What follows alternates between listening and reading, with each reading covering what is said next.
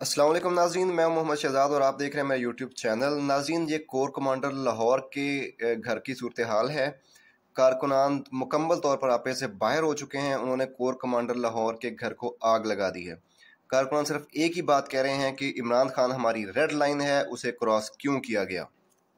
यहाँ पे उस वक्त तक रहेंगे जब तक इमरान खान आजाद होके नहीं आ जाता।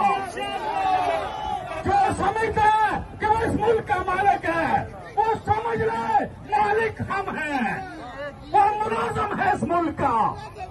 जिन लोगों ने इमरान खान पर तशद्दुद किया है, हम कहते हैं हमारे मुजरम हमारे हवाले करो, हमारे मुजरम हमारे पास लेके आओ। तुम होते कौन हो इस मुल्क के साबिक वज़ीर आज़म पे तशद्दुद करने वाले? तुम होते कौन हो बगैर केस के गिरफ्तार करने वाले? तुमने इस मुल्क को चिरागा समझा हुआ है।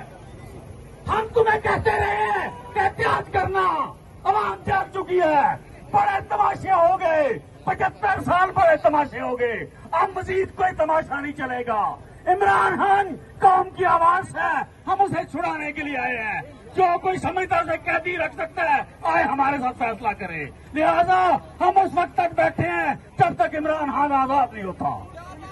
क्या बात है?